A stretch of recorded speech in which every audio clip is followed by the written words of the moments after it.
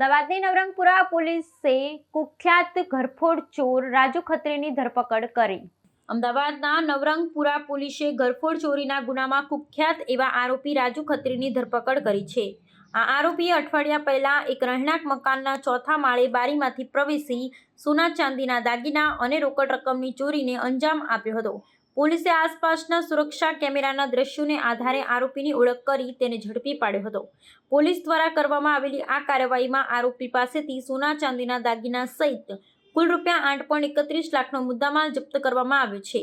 આરોપીની પૂછપરછ દરમિયાન જાણવા મળ્યું કે તે ચોરી અને લૂંટમાંથી મળેલા પૈસાનો ઉપયોગ ઓનલાઈન ગેમિંગ અને જુગાર જેવી પ્રવૃત્તિઓમાં કરતો હતો। આ સફળતાથી શહેરના અન્ય વણ ઉકેલાયા ઘરફોડ ચોરીના ગુનાઓ ભેદ પણ ઉકેલવાની શક્યતા છે।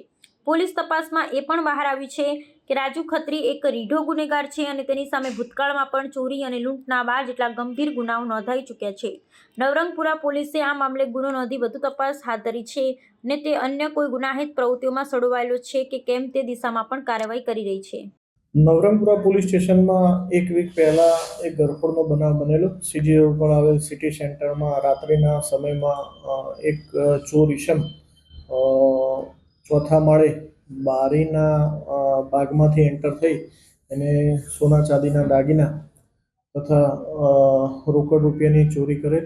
જે અનુસંધાને મહેરબાન ડીસીપી સાહેબના હોય ગુનો ડિટેક્ટ કરવા સૂચના આવતા Navrangpura police station surveillance squad તથા એલસીબીના માણસોએ તાત્કાલિક સ્થળ ઉપર જઈ તપાસ કરતા સીસીટીવીમાં એક માણસ મોઢે રૂમાલ બાંધી તથા કેમેરામાં છેડછાડ કરતો દેખાઈ આવેલ। જે અનુસંધાને અલગ અલગ ટીમો બનાવી સીસીટીવી ચેક કરતા અમને એક જગ્યા ઉપર એ રિક્ષામાં આવતો દેખાય। જે રિક્ષા નંબર આધારે રિક્ષા ચાલકની પૂછપરછ કરતા તેઓએ જ્યાંથી એને લીધેલ તે જગ્યા પર તપાસ કરતા તે હોટલમાંથી એનું નામને અમને મળી આવેલ।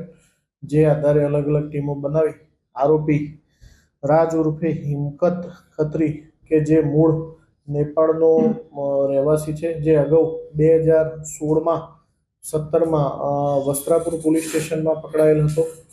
જેનું MCR કાર્ડ ચેક કરતા એ અમને હકીકત જણાઈ આવેલ ને સીસીટીવી ફૂટેજ ચેક કરતા સદર આરોપી મુદ્દામાલ સાથે અમને પકડી આવતા Navrangpura police station, Gujarat university police station તથા આનંદનગર પોલીસ સ્ટેશનના 3 ગુનાનો ભેદ ઉકેલાયો છે।